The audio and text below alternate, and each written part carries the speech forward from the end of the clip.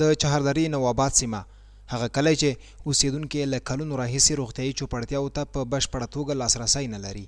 تازه په دغه سیمه کې د 420,000 امریکایي ډالرو په ارزښت د یو جامع روغتیایي کلینیک د جوړېدو بنسټ ډبره کېښودل شوه. د کندوز جامع روغتیا ریاست مسؤل وایي نوموړی روغتیایي مرکز د یونیسار دفتر په مالي ملاتړ جوړیږي چې د کارونو په بشپړېدو سره به یې نواباد میشتو ته ګڼې صحي چوپړتیاوې رامنځته شي.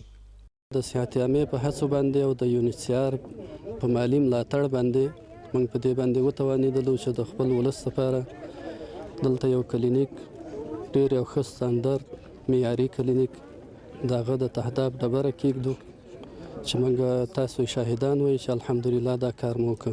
ورته مهال د یونیسار دفتر مسؤلین دغه سیمه کې د روغتیایي مرکز شتون اړین بولي او زیاتوي چې یاد کلینیک کې به ناروغ او ناروغ لرونکو ته د ننني عصر ټولې اسانتیاوې برابرې کړي. موږ دلته نواباد ته راغلي یو. دلته چې موږ ګورو ګڼې کورنۍ میشتې دي خو تر ډیره له روغتیایي چوپړتیاو بې برخې دي. موږ غواړو دغه سیمه کې یو پرمختللی روغتیایي مرکز جوړ کړو ځکه روغتیایي مرکز د دې سیمې د اوسیدونکو لویه اړتیا ده چې باید پوره شي. له دې سره د نواباد سیمې اوسیدونکي د دغه روغتیایي مرکز جوړېدنه د خپلې سیمې لپاره لویه لاسته راوړنه ګڼي او په راتلونکي کې د یاد کلي د ویجاړو سړکونو د جوړېدا غوښتنه کوي. اوله مو مریضان ته ولسوالۍ ته ولایت ته نه رسېدل.